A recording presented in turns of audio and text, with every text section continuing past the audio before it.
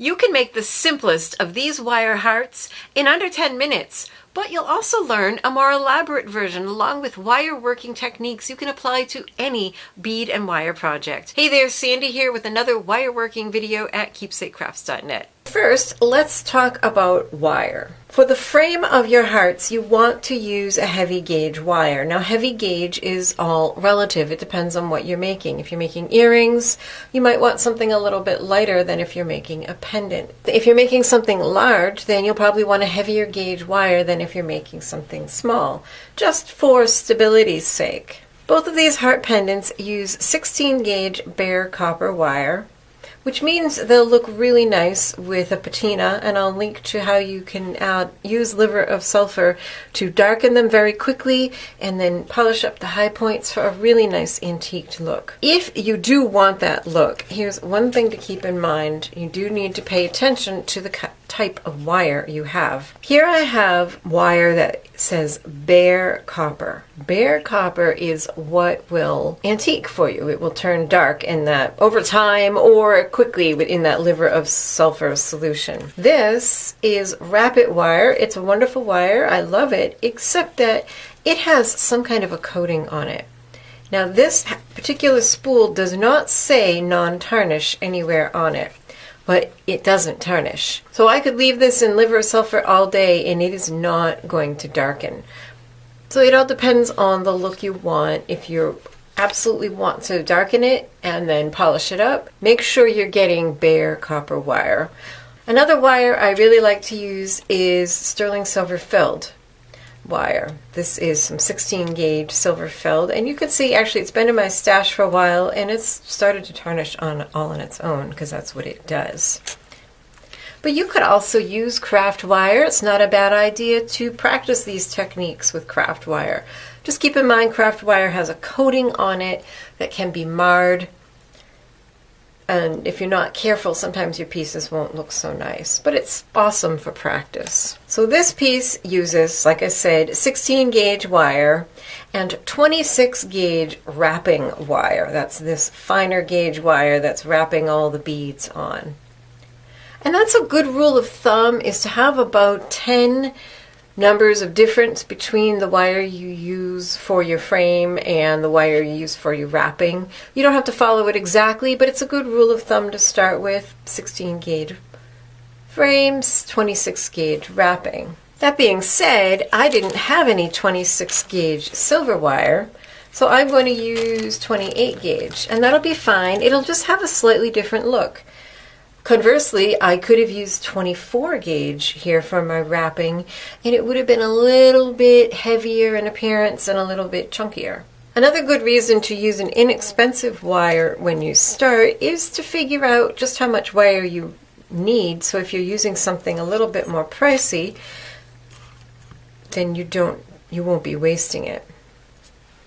So like for this piece, it was my very last piece of 16 gauge wire. I had a 12-inch piece. So I just used this, and then I had 4 inches left over. And so that told me that this uses 8 inches if I want to make it again, which I'm going to make something similar. So I'm going to cut 8 inches of my silver filled wire. Silver filled is nicer than silver plated. It's a thicker coating. I've done a video on that on my YouTube channel. I'll link to it. Silver plated is a very, very thin coating, but silver filled is a little more expensive, but it has a little bit more of the precious metal.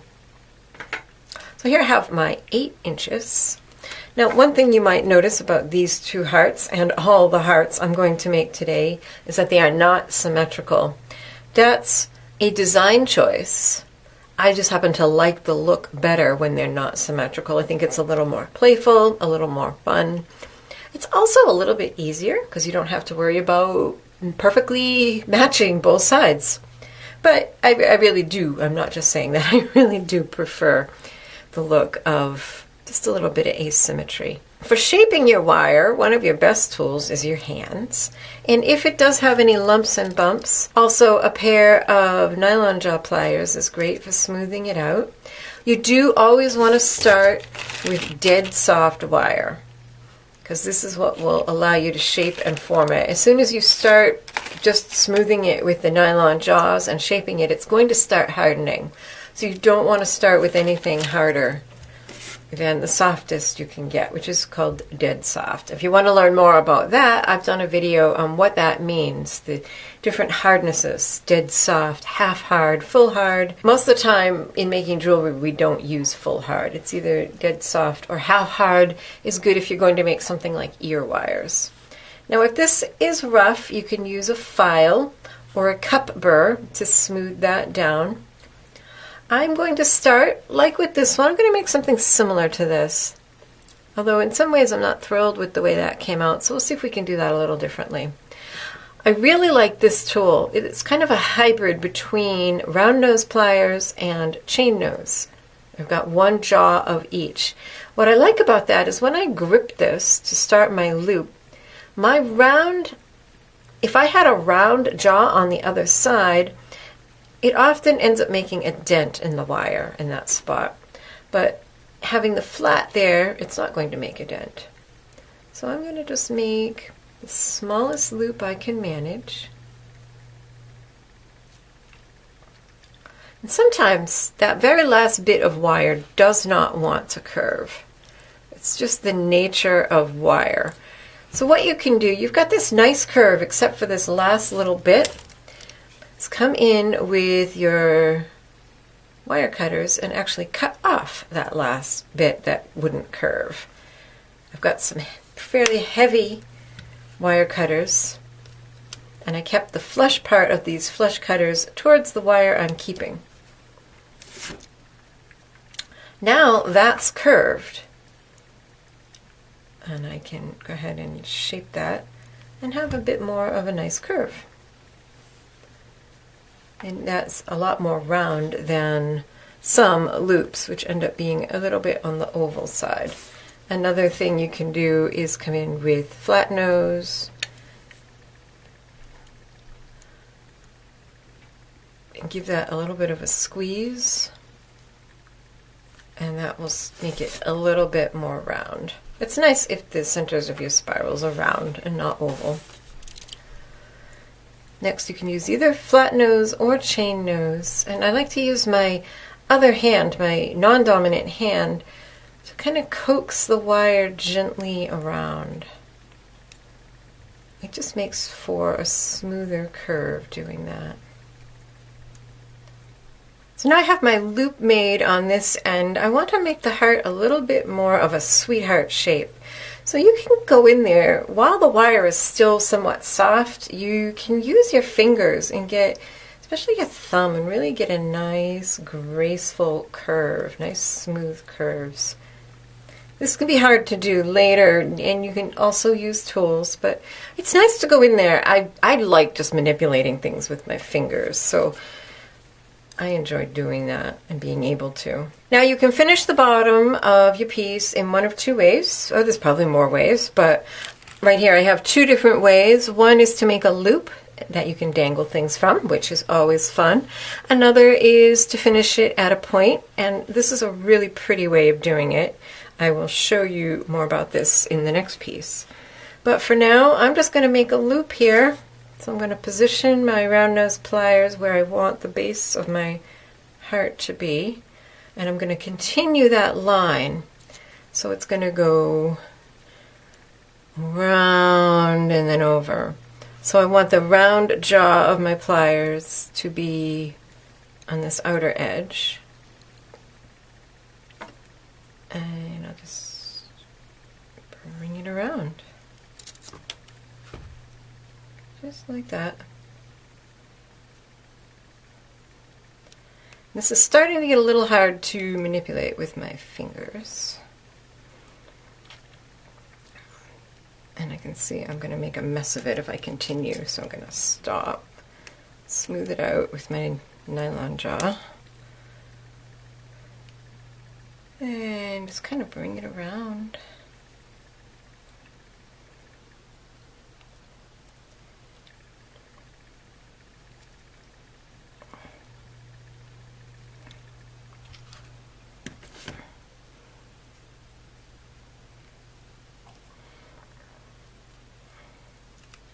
This one is coming out a little bit different than the other one, and you know what? That is okay. I think I want less of a point here, so I'm going to I'm going to pull that a little bit tighter. Tuck my round nose in there, and the flat will be on the other side, and squeeze. And see what that just did? Just made that so I've got more of a straight line coming around here.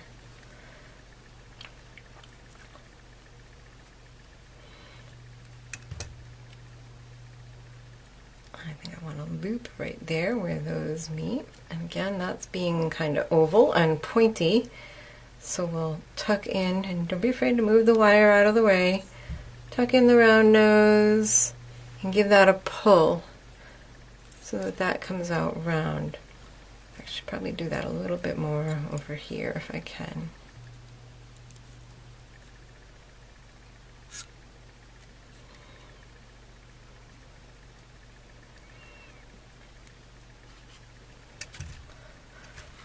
So this is a fun way of doing it, just kind of free form, not having a specific plan in mind. You can certainly draw and sketch out a design as you go, but I think it's fun to just kind of let the wire lead the way.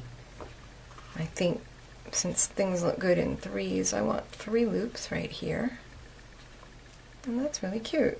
And again, I put in my round nose and pull.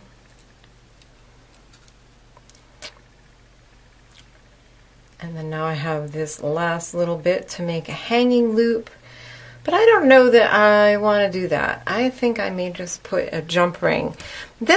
On this one, I feel is a little awkward. I'm not really thrilled with this. So I think I won't do that on this one. I'm going to maybe make one more loop hanging down. Let's see, should I? I'll try it. I can always cut it off if I don't like it.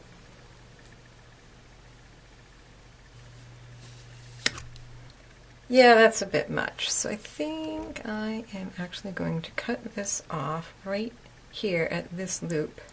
Sandy here with a quick question for you. Do you love videos like this that give you creative inspiration along with detailed instruction? If so, you're in the right place. Consider becoming a patron like these awesome people who support this channel and get a bonus video every month. Check out the details for how you can join us at patreon.com/SandySewen. Okay, back to your video.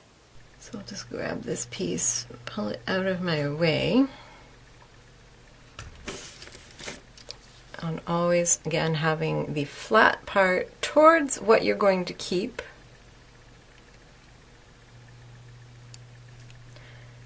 And I just want to open this up a little, because if you want to preserve your pliers, it's best to not always be cutting at the very tips. I mean, sometimes it's what you have to do, but see how I just pulled that out? So now I can cut more towards the middle of the pliers. It gives you a cleaner cut and is better for your pliers. So I kind of love that these have come out quite different. And there is your frame. Isn't that cute? Now this next step is optional. I really like the way it looks, and it's to do some hammering. That's what gives this its bit of sparkle, and the fact that the wire is now flat instead of round. You can absolutely leave it round if you want to. You don't have to flatten it, but if you're not going to hammer it for texture, you should at least take a nylon hammer or a rawhide hammer, and just because you can see it's not all on the same plane, just kind of flatten it down. But I am going to take my chasing hammer first and flatten it down, and I'm being very gentle around those loops. You do not want to spend much time hammering over where wire crosses. Try to make it none. You'll inevitably get a couple of whacks in, but what will happen is one wire will press into the other, and it will thin out one of them, and it's an excellent spot for things to break. because it'll get thin and brittle. So now that's all flattened, pretty much, and on the same plane. Now I'm going to take the rounded end of the hammer and add some texture. And here's where I'm being careful. I'm really not going to hit where they crisscross if I can possibly help it. So I just muted the sound for you, but you can see as you do this, some of the loops may open up, some of your wire may spread because you're changing the shape. Speaking of changing the shape, another thing you can do if you want to kind of emphasize your pretty elegant curves is don't just hammer straight up and down, but actually hammer down and then out, and that will spread the wire a bit. I like doing that on the outer edges of curves. It just makes them a little bit wider and again adds to the graceful appearance. Now, how to avoid those crisscrosses? One thing you can do is actually hang it off the edge of the bench block. You can also open it up a little if it's not too hardened and get in there.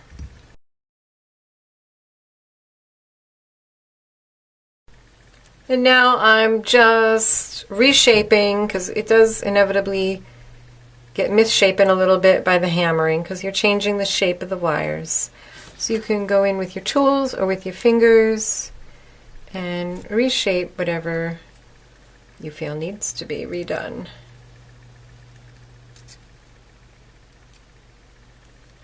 Usually your loops will have opened up.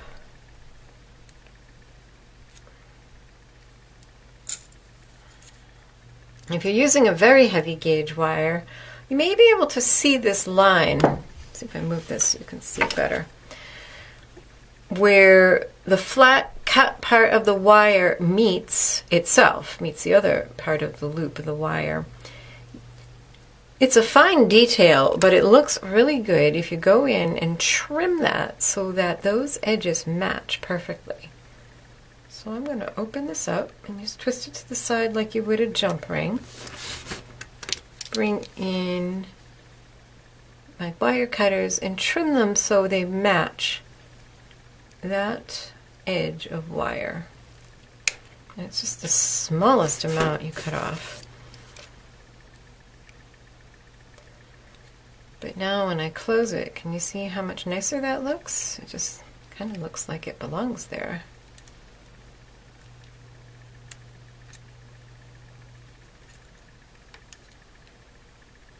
That one already matches pretty well, so I won't worry about that one. Just close it more tightly.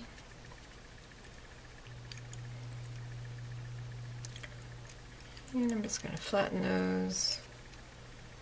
Again, trying not to overdo it on the joins. And this is very stiff by now. It is really stiffened up. It's amazing. I mean, I guess it's science, right? But it still amazes me. So hammer and shape your frame until you are happy with how it looks. Now you could absolutely call this done at this point if you want to. But I am going to add some beads. I've looked at a lot of wire wrapped pieces with beads on them. One of the things that I've noticed that I don't care for is when people use beads that are too big in proportion to the piece. I think it overwhelms them. For a piece this size, that means the beads actually have to be pretty small. These are 1 by 2 millimeter crystals, so they are teeny tiny, but I think they just really add to the look. These are 2 millimeter check glass pearls, and I thought those would go really pretty. Here's another design consideration. On this frame, I put the beads on the inside. On this frame, I think I'm going to put them on the outside. Just because, why not? And like I said, my choice would be 26 gauge wire, but I only have 28 and 24, which is definitely too big, I think. So I'm going to use the 28. I'm going to cut off about 1 yard. For this one, I used 30 inches, but since this is finer, I will probably need more, and I'd rather not have to cut off another piece. I would recommend before you start wrapping with your wire that you just take a moment and go over your piece one more time and make sure you are happy with the shape. Because once you get beads and wire wrapped on it, it's going to be hard to correct after that. So that looks good. I've got about 36 inches or about a meter of wire. When starting and stopping wire, 3 wraps around the thinnest area that you can find is enough to secure it. So, in other words, if I had 2 hearts here, you'd only want to wrap around 1 wire. And if I had a thicker and a thinner, you really want to just wrap around the thinner one.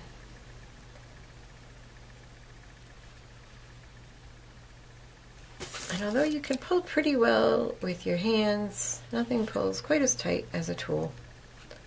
I like to start at the loop here because sometimes, as careful as you are, it can be hard to hammer that crisscross so it looks tidy. So it's nice to put a bead right there.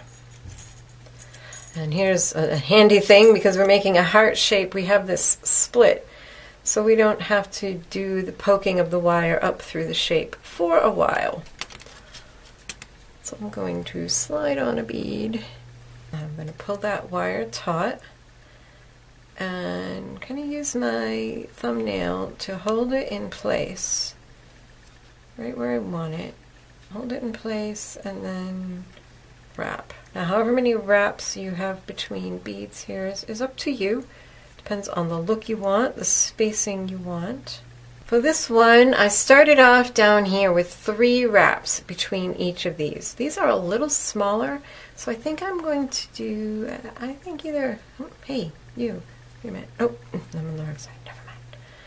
I think I'm going to start with like 5 wraps in between them. They're bigger beads. We got 3. And make them nice and neat and right next to each other as best you can. You can use your fingers to press them down. Also, you can use chain nose pliers to kind of squash them down. That works nicely. So we got 5 wraps. And we'll add another bead. And like with anything, getting started is always kind of the trickier part. And I'm going to position that. It's hard to make them stay on top of the wire. You can try, but I've found it's best to either decide you want them inside or outside the frame. So I'm going to use my finger and hold that in place, otherwise it may want to wrap around the back. Hold that in place and then start making my 5 wraps. Those are really much too far apart. Problem is, I can't really see what I'm doing very well. But, yeah. If you make them far apart when you wrap and then push together, they're going to be very loose around the frame. So just whatever you do, make it consistent. Now this is a very gentle curve on this, and I'm wrapping around the outside, so I can continue the same spacing all the way up to here.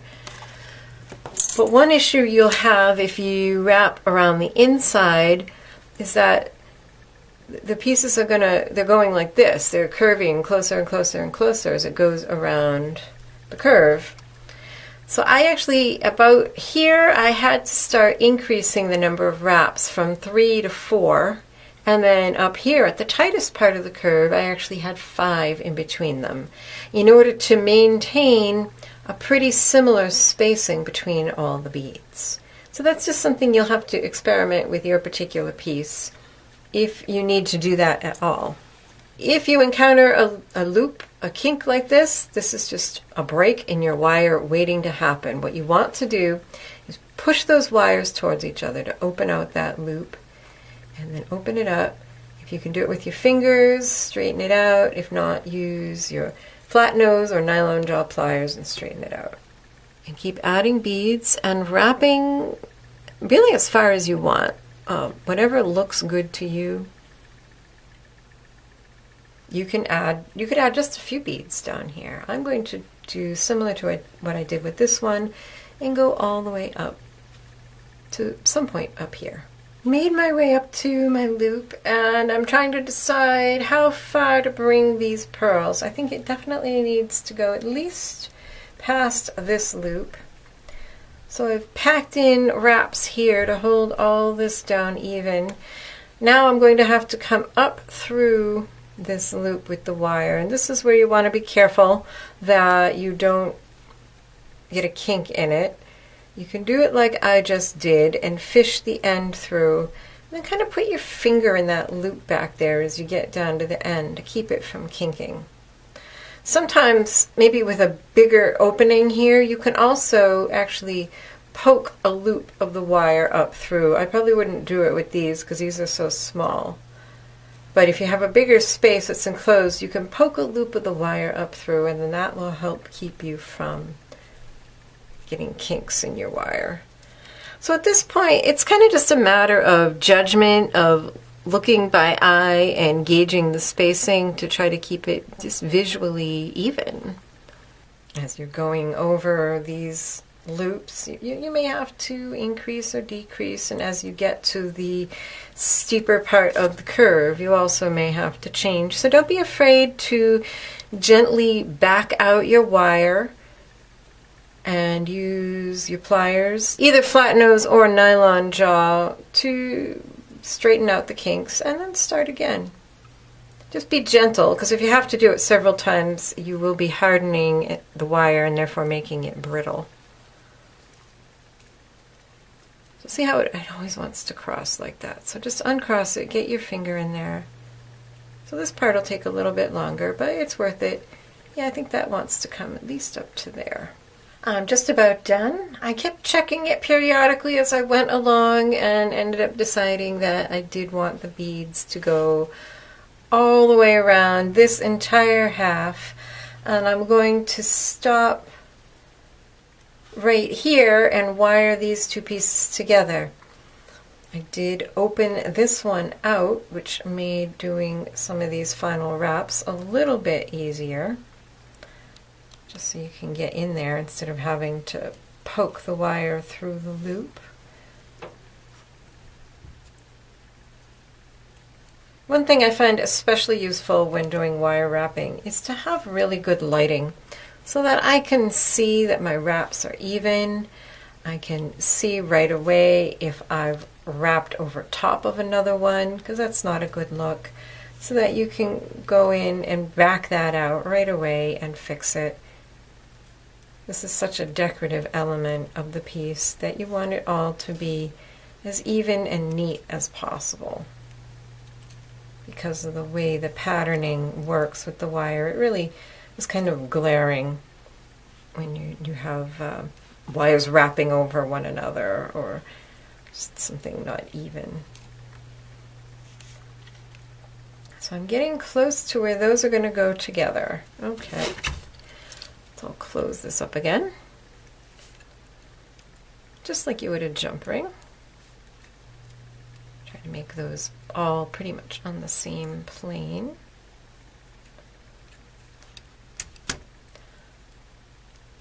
And now I'm coming from, let's see, the top, so I'll go over this one.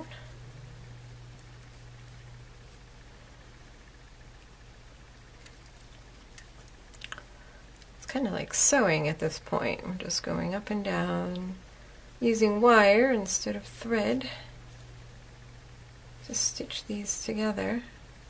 And if they want to do this or this, you can take your flat nose pliers and just flatten those out, and that will hold them in place. I'll probably do 3 wraps here. And finish by coiling around this one 3 times, just like I did on this one. I think I did 5 wraps here. So whatever looks good and works for the size and shape that you have. Notice the difference between the 26 gauge wrapping wire used over here and the 28 gauge used here. This is definitely a much more delicate look, although they're both quite beautiful. It's just a matter of what kinds of proportions you want. I ended up doing 5 wraps on this one too. If you need to, come in with pliers and just squeeze them together.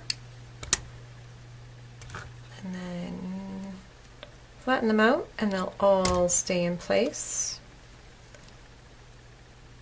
And then the final 3 wraps around this one. You could do it around either one of these, but I chose this one because I've got this nice curving line. It just seemed to continue that line, whereas to put them over here, it seemed like it would be a little bit disjointed. To hang this, I would probably find a nice big decorative ring of some sort.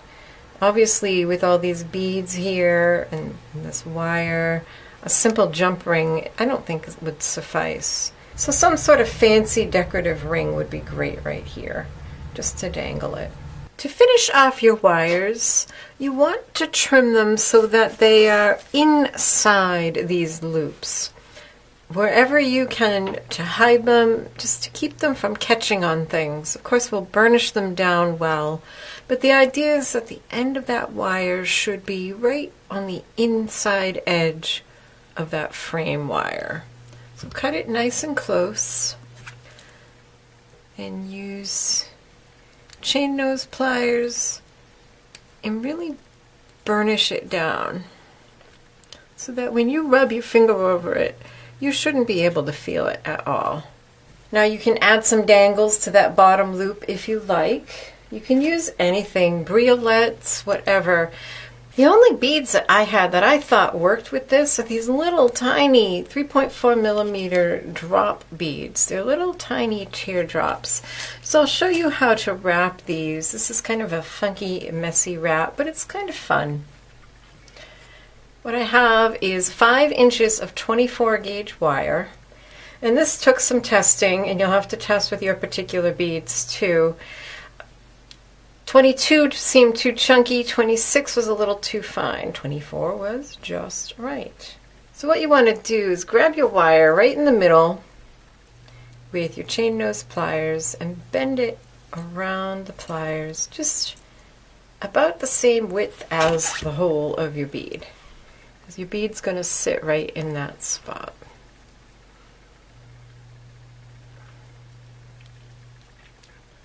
Might have to straighten that out a little to get it in that spot. There we go. So your wire should be a U shape with your bead right at the bottom of the U. If you need to, here we go. Do be careful. Of course, most of your beads are going to be glass, and they can be crushed. And that is something. These little tiny 1 by 2 millimeter crystals. Be careful when you're pulling on the wire, wrapping them around the frame. I think I cracked 2 of them, just trying to pull really tightly with the wire. So do be careful with them. They are glass. They will break.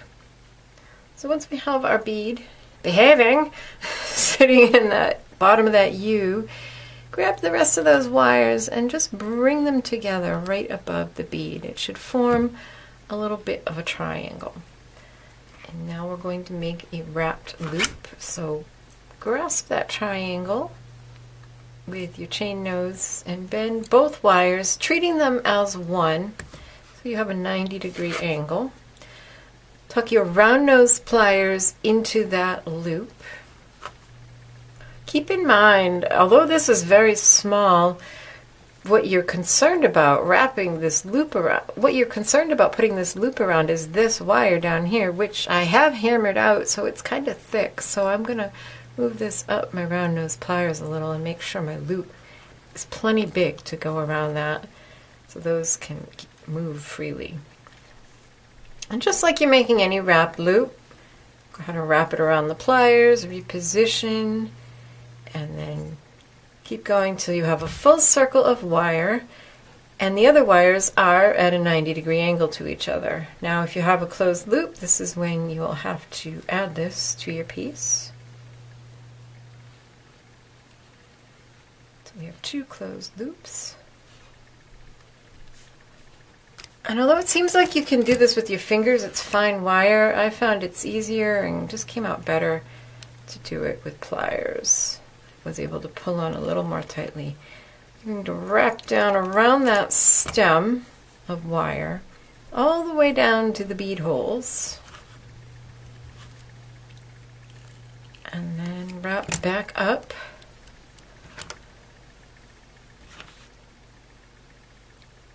At some point you can start treating the wires like two separate ones. So do the shorter one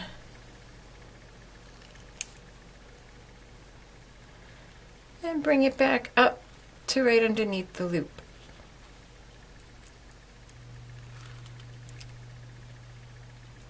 Do that little burnishing motion and repeat with the second wire. Just doing them separately at the ends makes them more secure in this spot. So you can add 3 little dangles. I think to this one I'm going to find maybe something a little bigger and dangle just a single one. So here's how to make this one with this really pretty soft fold down here. I've already started my spiral and one lobe of the heart, just like I did on the other ones. And just like on the other ones, you'll need to decide where you want the point or the base of the heart to be. So I think I want it about here. I do like kind of long, elongated hearts. Grasp that beyond where you want it to fold with your flat nose pliers and then fold it in half at that point.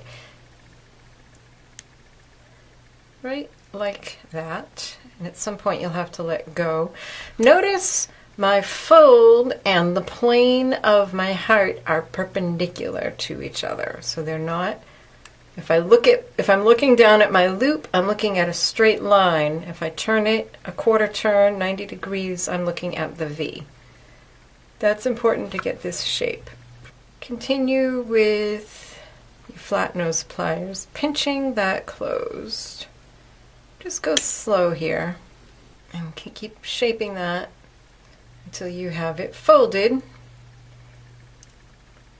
There we go. And again, as you're looking at the loop, you should just see a straight line of wire. Now, grasp that however far down you want this to be, probably about 1/8 to 1/4 of an inch. Hold it and pull out the other wire. And like we did with the other one, you can use your fingers to shape it if you want. And now you have a really pretty point to the bottom of your heart with a very graceful fold. I think it's just a nicer look than looking at the fold right here. I think it's just really pretty sharp. And then you can proceed to shape the other side however you want. I'm just going to trim it off. Flush side of the cutters towards what I'm keeping and give it a roll. And again, I'm going to trim off that part that isn't round. I love that little trick. I was always frustrated by not being able to get the very end of my wire round. So then I realized I don't have to. I can just trim it and then it is round. So that's rather pretty. You can wire that closed or do whatever you like with this. Hammer it like the other one. And one last thing you can do is make little filler to fill in those spaces. And those can be wired on. They can be embellished with beads. You can make as many or as few of these as you want. This is 16 gauge wire and my little filler here is 18 gauge and it takes a surprisingly small amount. This is only 2 inches of wire.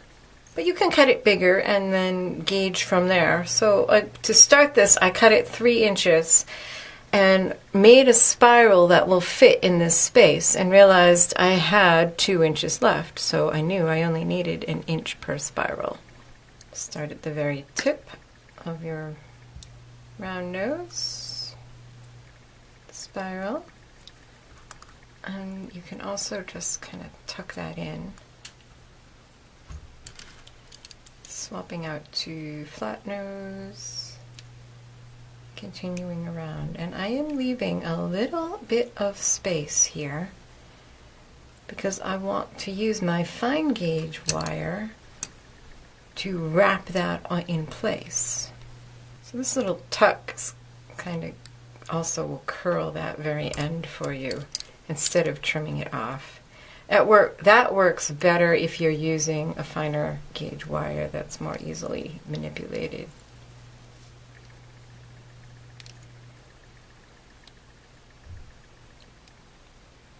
I'm just going to spread those out so I have room to tuck in a wrapping wire.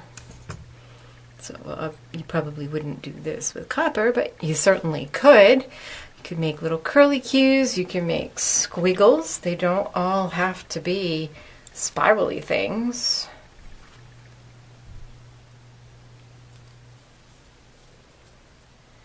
You could use your pliers and just kind of doodle.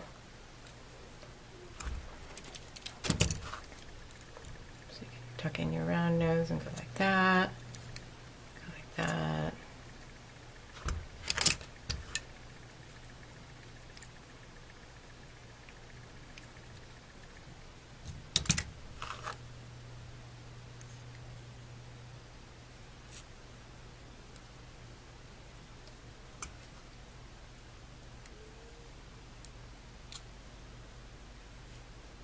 So whatever shape that you have that you want to fill in, you can make something to do that.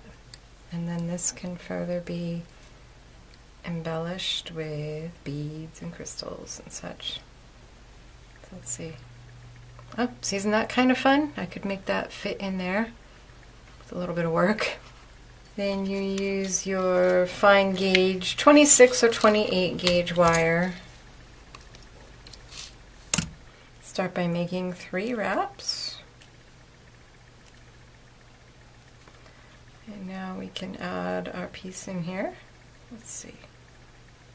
That's cute. And we're back to that part that is kind of like sewing. And basically you just make wraps around these at the contact points.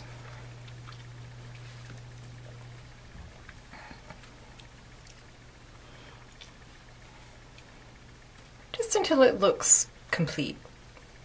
Use your chain nose pliers to push those wraps so they're all nice and tight up against each other. Now you can deal with traveling from spot to spot a couple of ways. You can wrap around the entirety of your frame and coil the whole thing. I'm not real fond of that look. I kind of like having a contrast between the wire that is just a nice round wire and the wire that is coiled. I don't like having the entire thing coiled. You can start and stop your wire at this point. So I can stop it here. I'll do 3 wraps and cut it and then start again and wrap this point. You can also travel by adding crystals. So I could stop here, add a pearl or a crystal or a bead, and then come over here and wrap this around this point and repeat. And then you wouldn't have to keep cutting and restarting and stopping your wire. You can fill in these spaces. I could make a single spiral to fill in this space. Now that you've learned these techniques, you'll want to check out the Wire Wrapped Projects playlist I put together for you. See you in the next video.